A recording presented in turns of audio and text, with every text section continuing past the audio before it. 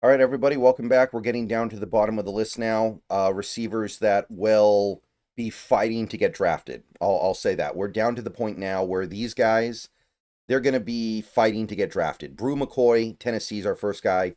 He's going to be 25 when the season starts. So already he's working from a disadvantage. He did not do anything at the combine, but he's got size. He's big. He's got longer arms, big hands. Thank you. Finally, a receiver that actually has a little bit of range to him. ESPN actually likes him enough to put him in like the what is this, like the fifth round? But the aggregate does put him right at the tail end of the seventh. Never really had that big productive season. Last 2 years, over 1,100 yards, decent, but never really found his way in that Tennessee offense. He does have pretty good speed. If you watch his tape, he looks like he's pretty quick, and he's at Tennessee. It's not a tiny college. He does have a variety of things he can do to get yards after the catch. He can be elusive. He can run with a little bit of power. He has vision. He's good at wrangling in off-target throws. He's a big-bodied receiver as well, which is going to make him stand out in positive ways. He is a legitimate vertical threat, I think. I think when you throw him the ball downfield, defenses have to respect it. And for whatever it's worth, in that Tennessee locker room, he was considered to be one of the team leaders. Now, mostly it's a straight line speed situation. His quick twitch agility is not there. So the ability to shake free and run a really sharp route, not necessarily there. He's not a very good route runner just in general. He doesn't run a variety of routes either. He's a pretty straightforward player. I don't think he understands how to use his size the way you would hope for a guy who's that big. He should be bringing in more contested catches, should be a little bit more physical, should be able to win at the point of catch more. I don't know how he's going to do playing outside. Remember, Tennessee, the way Tennessee runs their offense, receivers rarely get pressed.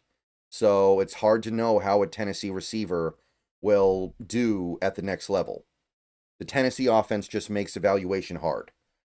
So the poor routes, the poor agility, the poor athleticism, it really limits him. I think he can be a deep threat, but that's about it. And that only goes so far, especially if he can't play outside. So early sixth round, I guess you could try to hone something out of this. You could try to get something good here. He does have some traits that are nice. You can hope that he figures out how to use his size a little bit better. So early sixth round seems okay by me. Ja'Cory Brooks, Louisville, another receiver here. Tall but lean, very very lean. 23 years old, small hands. ESPN's the only big board that I use regularly that has him getting drafted. The database does have him barely clinging on to the back end of the seventh. Had 1,000 yards last year. Very productive, very efficient, big play threat. I generally felt like Ja'Cory Brooks was good in most areas. He had above average speed, above average size, at least in terms of height, above average agility.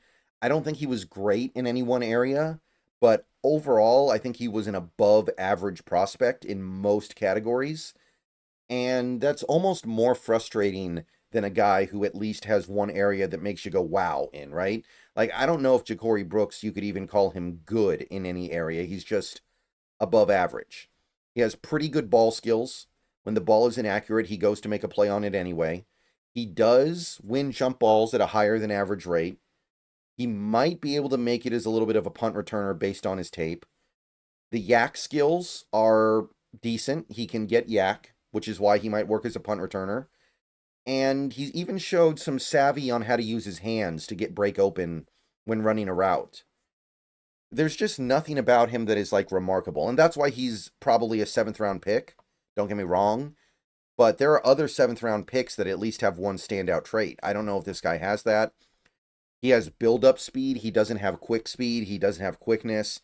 His hands are not very good. He drops too many passes. His route running isn't where it needs to be to really uncover the way he needs to regularly. And I don't know about his ability to beat press. His arms aren't that long. He's lean, and I think he can get out physicaled. by physical defensive backs. So, don't get me wrong. For a guy who's likely going to be there at the very end of the draft, Ja'Cory Brooks is not bad. Ja'Cory Brooks is a player that is, I would go so far as to say, above average in most athletic areas. The areas that he struggles in are mostly things that can be fixed. But will they be fixed? I'm not so sure. Late 6th round, I think, would be fine. Mostly as a returner, and then you just hope the receiver stuff catches on. But you also understand it's unlikely that it does. Like, that's just the nature of this stuff. You hope, but you also acknowledge that, hey, this guy had success at Louisville for a couple years without fixing those things. He's already 23. He'll be lucky to be in the NFL for more than a few years. He might just be content with making the NFL for a little bit. Who knows? All right. Next up, Chimere Dike. I don't know how to pronounce that. Chimere Dike of Florida. Very, very interesting prospect. Really turned heads at the combine. About average size, but decent arm length. Notable. Very fast. Ran one of the best 40s of the year. 94th percentile. Got acceleration. Got explosiveness. Pretty good. Change of direction with the 3-cone. 6.82 3-cone's good. So he kind of popped on the radar after that combine. ESPN has him in like the late 5th, I believe that would be. PFF has him in the 7th. The aggregate has him in the 7th. CBS has him undrafted. So he's still lingering around, but I think that combine got him some good attention. Did have 2 pretty decent years for Florida. Nothing remarkable, though. Didn't top 800 yards. Didn't really go over the top. He just was, fairly good. Didn't have the breakout year. He is really, really fun to watch rip up the field on his verts. When you send him on a 9 route or a go route or whatever you want to call him, he just tears up the field. Absolute ball of energy. And as a defense, you have to be scared of him. He's just somebody who's going to be able to separate from most defensive backs because he's fast. And even though he's not big, he's big enough to where he's able to win the physicality battle at times. He can play with physicality and toughness. He's shown that. And on top of him being a stellar athlete, this is just so much more fun and interesting than somebody like a Ja'Cory Brooks, who is generally solid, but nothing stand out. There's standout stuff about Chimere here. So he also is really good at breaking off his deep routes to get open underneath. And defenses live in fear of him going deep. So when he breaks off his deep route, he gets wide open. Now, Florida's offense makes it so that receivers rarely have to deal with press. So he's not really experienced dealing with press. He's going to have to pick that up in the NFL. His hands are mediocre. He's fast, but he doesn't really understand the little nuances of shifting gears to throw people off your route. Going to have to learn that at the NFL level. So he's going to have to learn how to shift gears. Mostly, he's straight line speed. Even though he showed explosiveness at the combine, what we saw at Florida was mostly a straight line player. And he's just going to have to put those gifts, those clear physical gifts he has, to work better at the next level. So at the very minimum, he's going to be a vertical decoy in the NFL. He could be more than that, but he's got work to do. He's got to improve route running. He's got to be able to beat press. Late 5th round roll of the dice. Let's do it.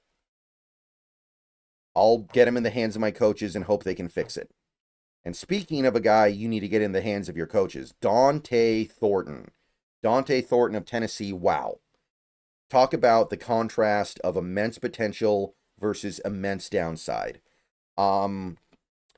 Big, 6'5", fast, 4.3 40. Like, you look at that guy and you initially might think, whoa, Randy Moss. That size and that speed, that's Randy Moss. Now, in other areas, he's certainly more mixed as a player, which is why only one major big board has him getting drafted at the moment, PFF. And it's also why he only had 26 catches last year, and the only year he produced anything of note. Although it is worth noting he averaged over 25 yards per catch. Big play threat. big play threat. That should at least be somewhat translatable. He's an absolute athletic freak. He is the definition of a big play threat. When he's on the field, defenses have to be afraid of what's coming next. If he goes deep, you're not going to be able to keep up with him. You're going to need help. Good spatial awareness on the football field, seems to have a good understanding of what's going on around him. He knows how to break off his vertical route to win a comeback route. He can start the deep route and then do an in-breaking route and just get wide open underneath. Does actually have some ability to play with physicality. He's not just a grasshopper out there getting pushed around. And he can pull in contested catches. This is not just a straight line speed guy. He's willing to use his height to mix it up a little bit. Now, his route tree is very, very simple. His route tree is basically go deep, run, break off the deep route, and maybe just run like a drag or something. There isn't a lot going on there. The lack of production makes you wonder a little bit. Tennessee's offense makes it really easy to play receiver. You never have to really worry about jams at the line. Not a yak threat at all. Once he catches the ball, unless there's open space in front of him, it's over. And he doesn't run very good routes. He doesn't break out of his routes very cleanly. He's a lot of fun. I don't know if he's going to get to where he could be, but at the minimum, he's going to be a guy that defenses live in fear of. And what else can you ask for? He's going to be a guy that defenses look at and go, I have to play my safety back. I have to play cover 2.